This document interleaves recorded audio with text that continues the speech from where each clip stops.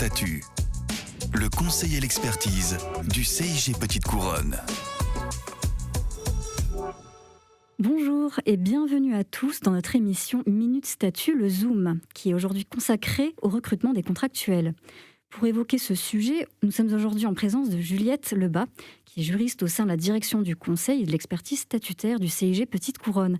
Bonjour Juliette. Bonjour.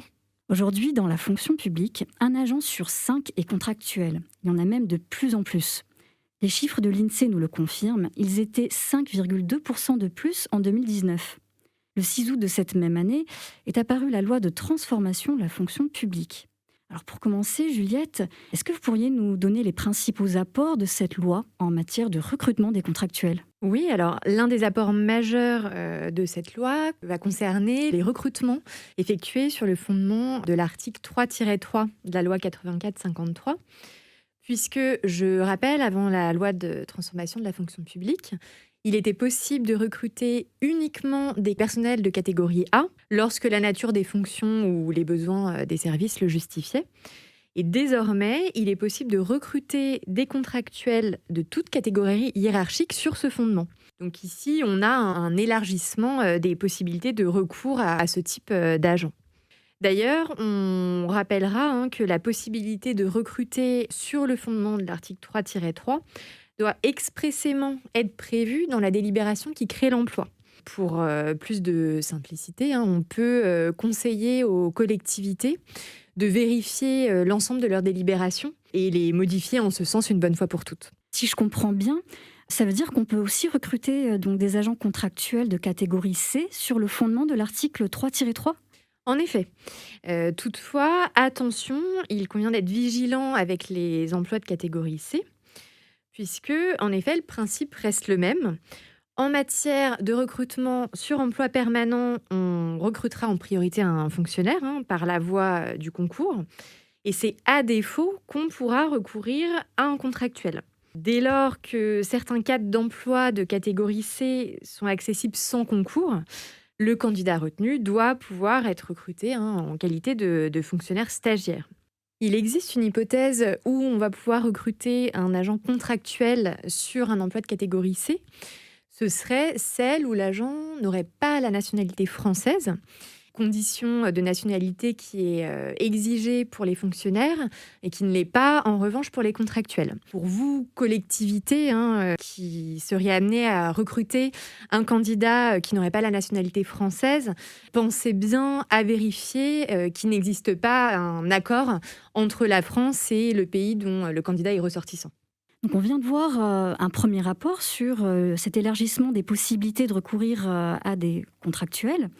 Parlons maintenant d'un autre apport majeur, notamment sur la déclaration de vacances d'emploi. Alors Juliette, est-ce que vous pourriez nous en dire un peu plus sur cette fameuse DVE ? Oui, on a un décret de décembre 2019 qui est venu mettre en place une procédure de recrutement pour pourvoir les emplois permanents. Et parmi les formalités, on retrouve la DVE qui est saisie par les collectivités sur le site emploiterritorial.fr et non plus sur rendez-vous emploi public, comme c'était le cas auparavant. Le reste, ça ne change pas. Le CIG prend le relais et assure la publicité sur le site Place de l'emploi public. Il y a une question que bon nombre de collectivités elles se posent actuellement. Est-ce qu'il faut procéder à une DVE quand on recrute un agent contractuel sur le fondement de l'article 3-1, donc dans le cadre d'un remplacement temporaire ? Oui, c'est prévu par le décret de 2019. Les recrutements qui sont effectués sur le fondement de l'article 3-1 font effectivement l'objet d'une DVE au même titre que les recrutements fondés sur les articles 3-2 et 3-3. C'est vrai que c'est un point qui a pu poser question, se dire qu'on est amené à saisir une déclaration de vacances d'emploi alors que finalement l'emploi de l'agent remplacé n'est pas vacant.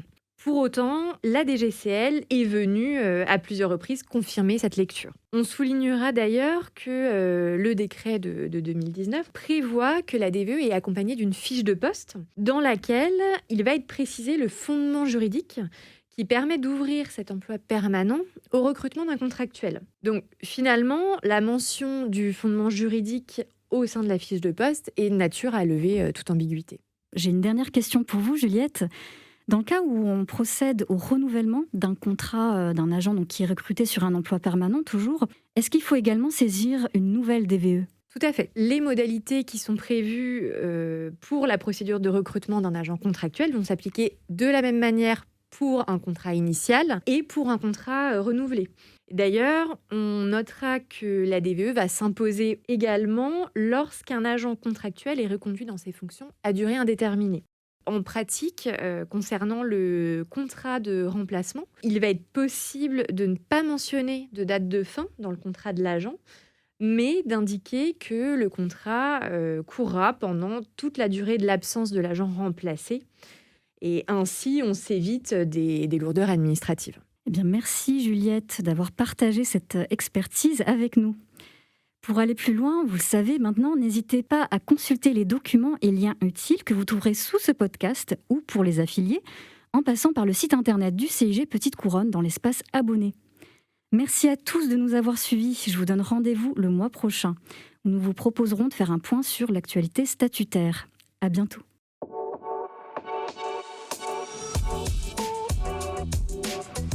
Minute Statut. Le conseil et l'expertise du CIG Petite Couronne.